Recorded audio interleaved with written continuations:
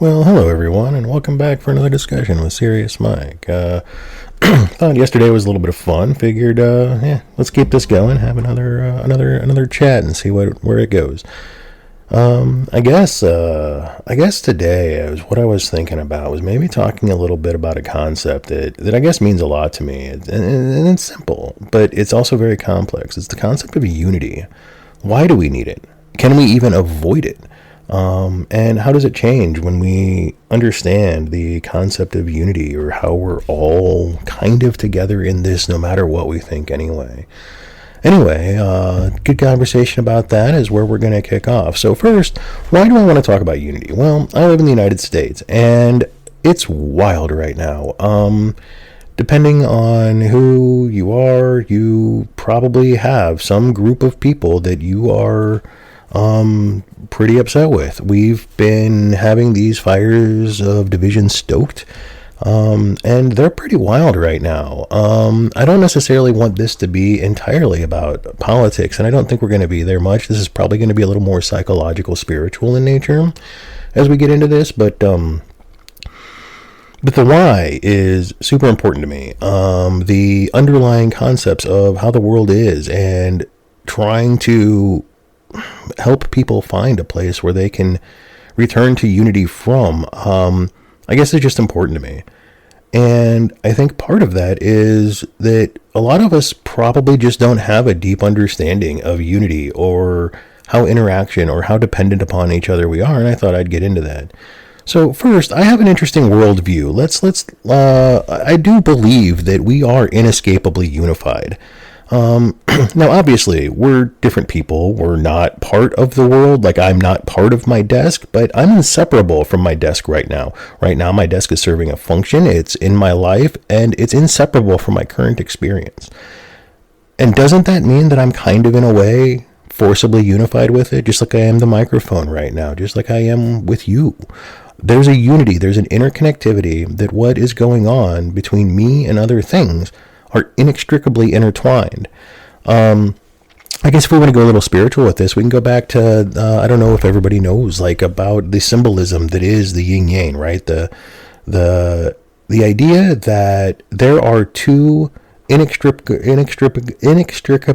connected things that, while distinct, are unseparable from each other. You can't have light without dark. It's nonsense. Without darkness, light just sounds stupid, and vice versa. And we live in a world where everything is like that. We probably just don't spend much time thinking about it. We don't necessarily think about how inextricable everything is from each other. And just because there's a distinction between two things doesn't mean that they're separate things. And so I guess my understanding, my basis for, I guess, my beliefs are kind of, they were rooted in Buddhism probably at one point. I think there's a lot of interesting philosophy that underlies the duality focus that they have. And that's another interesting thing, right? Like, I'm sitting here stating the idea that maybe we are inextricably united because of the way that there's no real choice but to interact with each other. There's no real choice but to, like, a world only, like, you can only experience the world by changing it. Like, the act of observing the world actually alters it, because I can't exist without impacting things. Even sitting in this room, just talking to myself, I'm moving, I'm breathing, I'm changing the molecular content of the air simply by existing in my body doing chemistry. I'm changing the temperature in here because my body makes heat. I'm impacted by the air, or a draft, or a current. Like, I can, I feel a coolness. And that's what I mean when I say we're truly unified. And what's interesting about that is, if we take that to some of the more logical endpoints, we can start breaking down some of the things that we're experiencing. For example, no matter what you believe, people that believe something different than you are inextricably intertwined with your belief system. And it's fascinating how this works out, because if I believe something, there's no reason for somebody to believe something else unless somebody holds an opposing belief. I guess that sounds silly, but if we think about it, why would I hold a belief? Why would I need to think through an idea and hold that belief if there wasn't some logical opposition to that? Like, we don't really have a belief that the sky is up. Everybody thinks that, except for maybe flat earthers or something. I don't know. I guess even that, there's somebody to have an opposing belief on. And it's like wildly inextricable how much this matters. And it also goes on to like deeper philosophies. Like we hear the concept of it takes two to tango. Well, we've all had situations where we're sure that one person couldn't have possibly contributed to whatever conflict is going on, but can that really even be true? Now, I'm not talking about how we would assign blame in like a legal sense or an argumentative sense. I'm talking about how the argument only exists because, I don't know, both people are persisting in that argument in some way, somehow. If I wasn't participating in the argument, I would walk away. I would leave. Maybe I'm a forced participant because I'm locked in or whatever. But at the end of the day, we have a choice to remove ourselves from the situation. And by not doing so, we're still remaining unified to it. And even by leaving, we're still inextricably unified to that conflict, because leaving that conflict leaves that conflict in a state of conflict. We're still intertwined in the conflict without having really resolved anything other than removing ourselves from the immediate consequence of it. But that doesn't really change anything. It doesn't resolve the argument. And so in this way, we're stuck being unified. I also think this has deeper consequences too. Like, if you really think about the notion of forgiveness, and a lot of people talk about how forgiveness is about letting it go more than it is about getting over or past whatever happened. And again, that's a thing that when we hold a grudge, we are holding our connection to that circumstance. We're still unified to whatever that is that's going on. And by holding that connection, what are we doing to ourselves? We are still being impacted by that, by not forgiving. And so,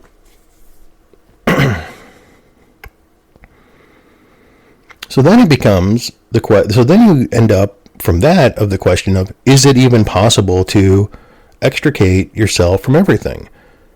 Well, not really. It's not really possible to exist without other. It's not really, I couldn't exist without the air. I couldn't exist without parents. I couldn't exist without, there's any number of things that are required in the world for me to exist. And without those requirements existing, I can't exist. So what do we do with that? Why does that matter? If we are all unified, if we are all sharing the experience, if we are all uncontrollably impacting the outside world, both in ways we're trying to impact and ways that we don't, how do we use that? And what do we do in a time like where we are so divided right now, where everybody just wants to be mad at everybody else?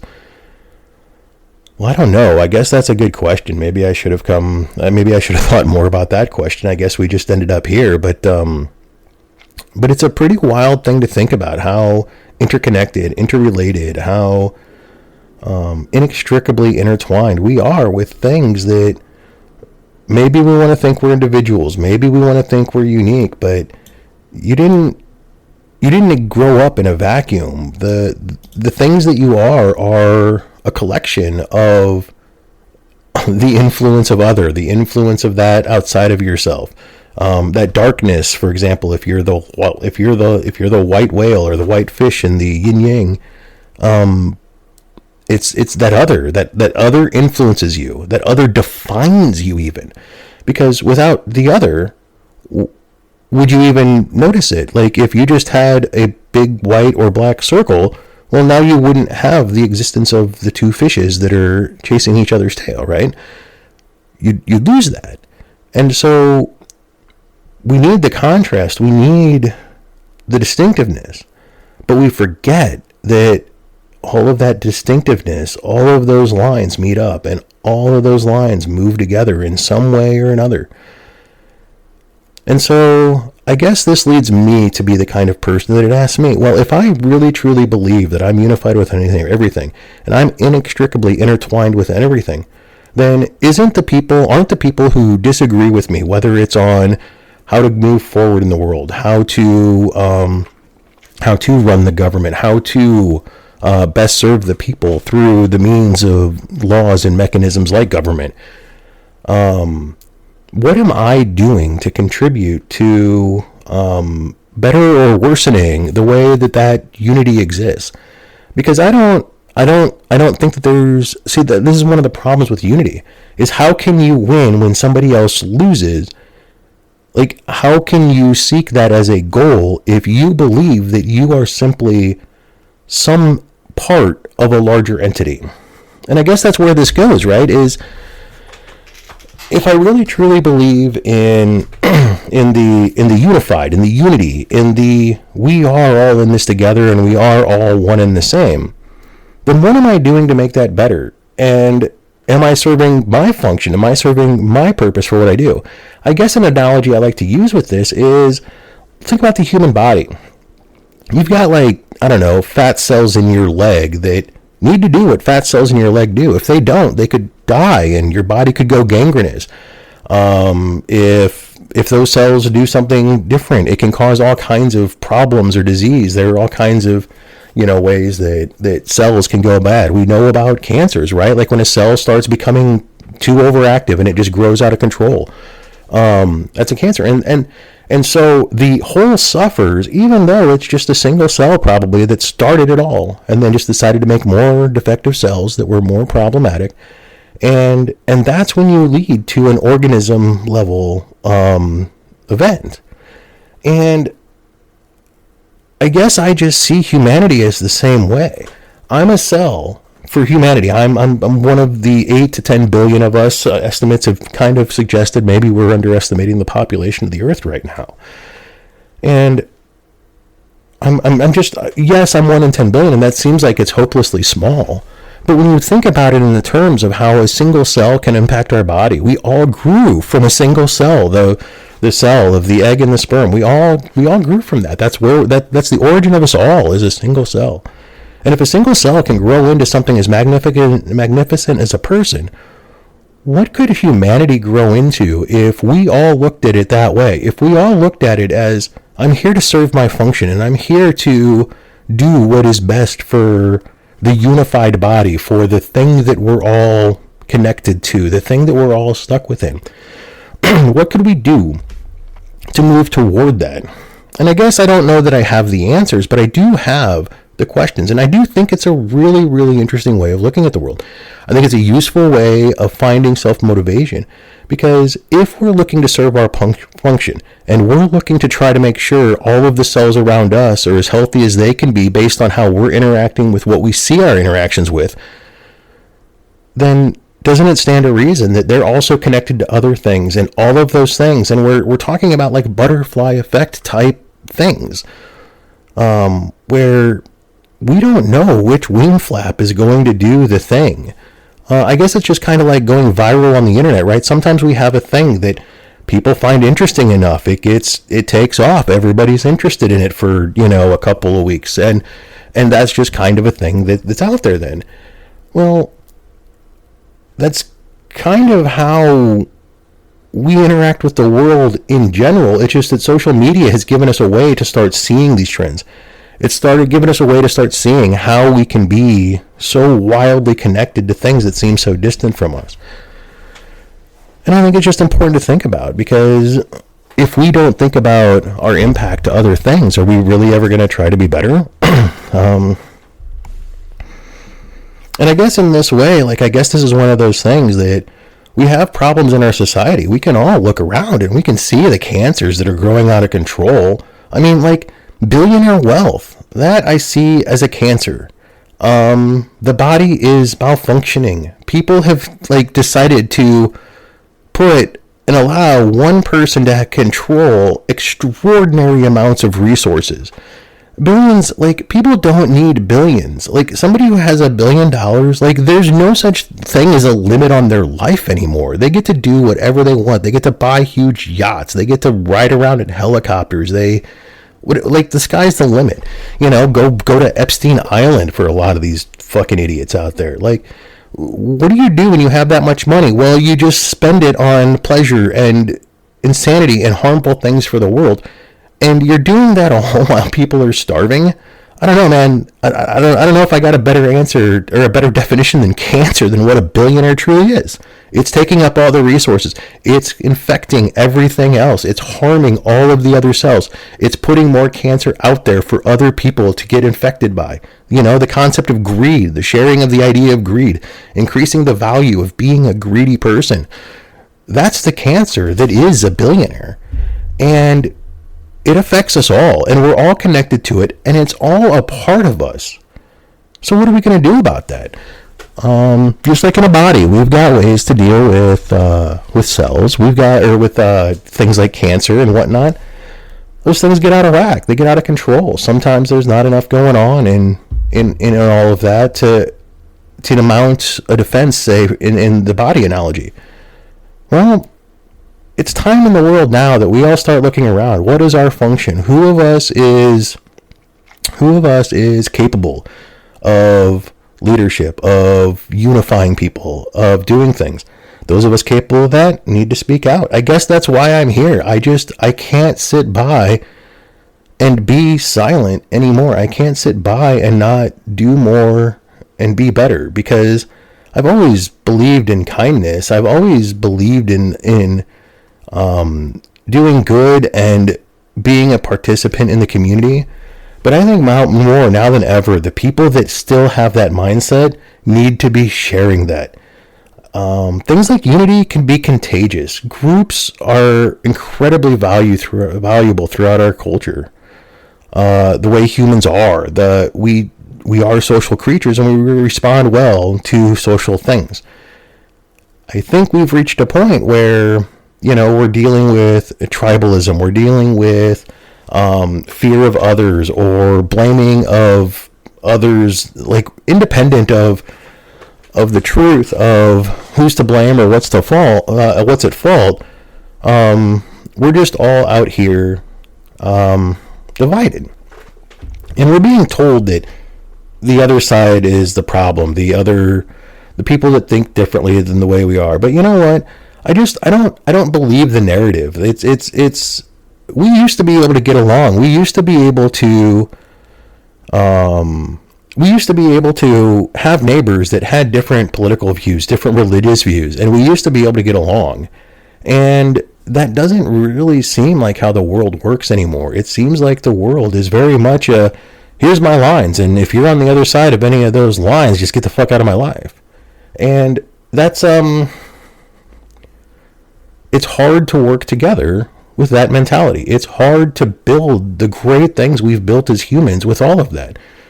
Do you think that all the things that we would have built, like, do you think these skyscrapers that we have, these incredible things, like, do you think that would have worked if, like, all of the workers on that were up on the scaffolding every day, just I don't know, bitching about their politics? I don't know. It doesn't seem to be how work gets done. And that's what we're seeing in the world, is we're arguing and we're fighting and we're divided and we're not working together. And the economy, well, it's doing some things. It's wild. The world is losing its unity too. It's not just a United States problem. It may be mostly the United States' fault, but again, when you're trying to heal an organism, it doesn't really help you to go, that's the cell that cancer started in. You got to fight the cancer. It's just, you're there now. And so I guess we can blame, but I think we've got these cancers. I think we've got these things going on. We've got people that are hell-bent on ruling the world, hoarding resources all for themselves, instead of allowing people to just live their life. The world is richer and more capable than it's ever been, and we've decided to just let a very small handful of people control all the resources. And that scares me too, because here's the problem with unity. we're always going to find our way back to equilibrium. We're always going to be coming back. Now, the organism could die. I don't think any of us wants that. If the organism dies, if humanity dies, well, I don't think that's really good for anybody. I mean, I guess if you're already on your way out, if you're on your deathbed right now, I guess you don't really care. But still, there's the things that you used to care about that are probably still going to be around behind you. Do you want those things to go away too?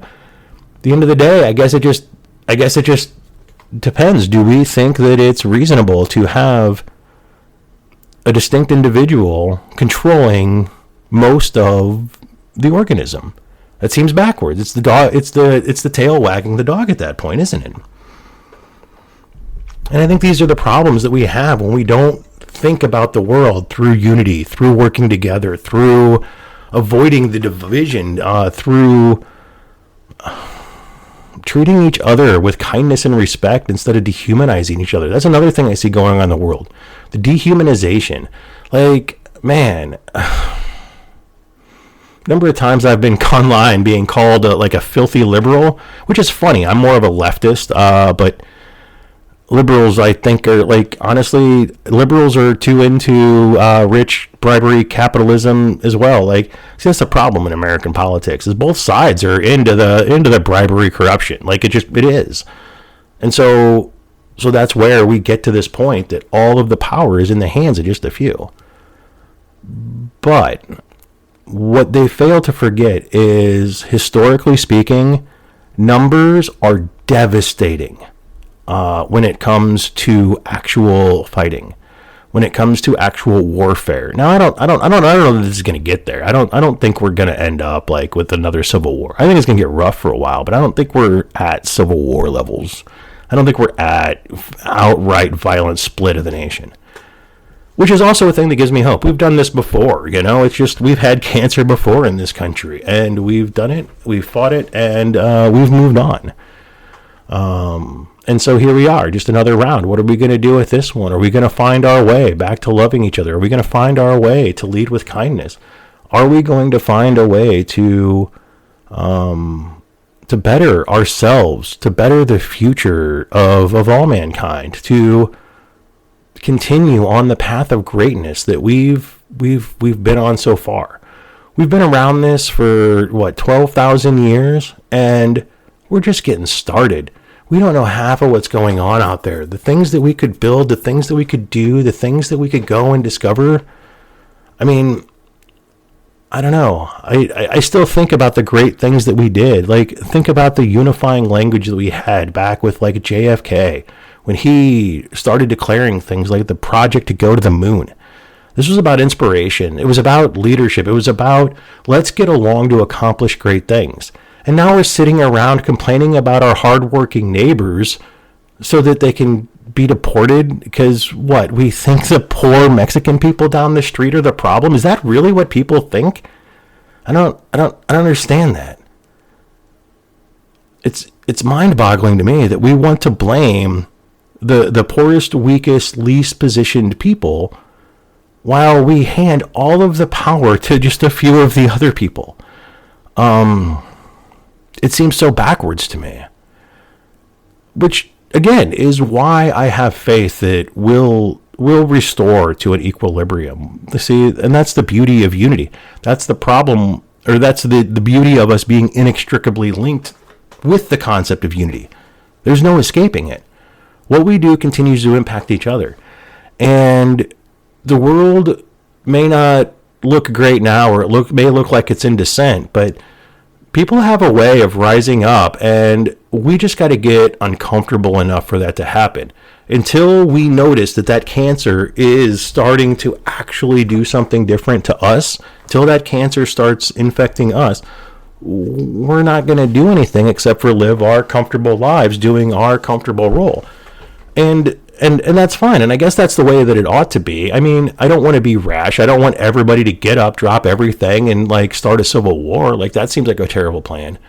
But we do have to start coming up with our own solutions. Our leaders right now are trying to divide us against each other instead of dividing us against those that are actually hoarding the resources, that are causing us the pain that unnecessarily, simply because they've chosen to hoard the resources.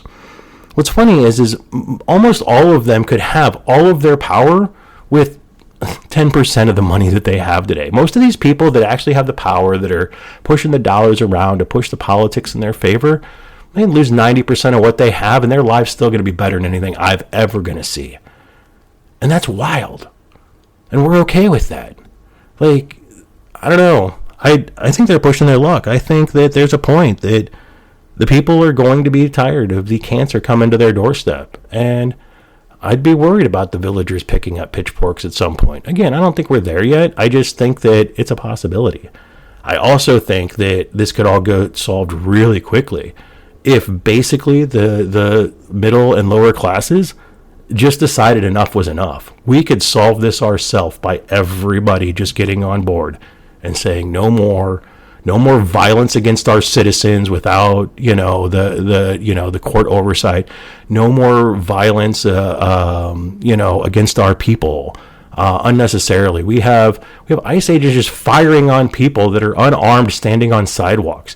We have the government coming at it, which again is just another cancer we have in this society. We've got this government entity that's being controlled by these parasitic billionaires.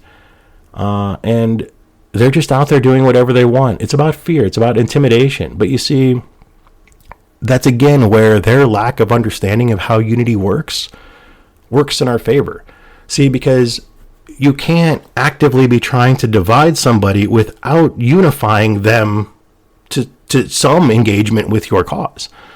And if you're doing something highly undesirable, in the opinion of many bodies, many people, you're going to draw the ire. You're going to actually suck the people into the battle by making it worse and worse deliberately. And so, like, the way unity works, it's just going to continue to draw people into the conflict to resolve the conflict. And so, anyway, I guess I wanted to talk about this because I think it's important. I think we can start working together on this. I think we can stop with the hatred of the other side. We need to get past the need for violence, the need for forcible suppression of ideology.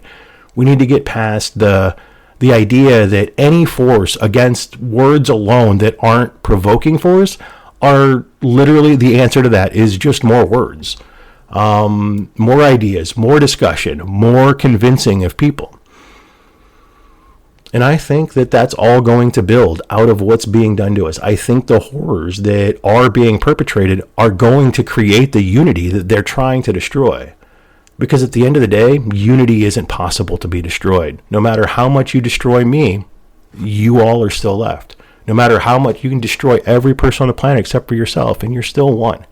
It does not matter. The nature of oneness just never fails. It can't fail. Conceptually, it is all that can be true.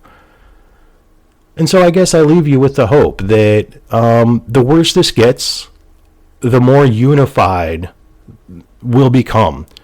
And the more we'll see where the cancer is.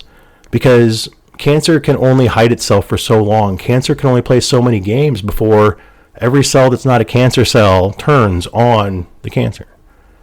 And I think that's just how unity works.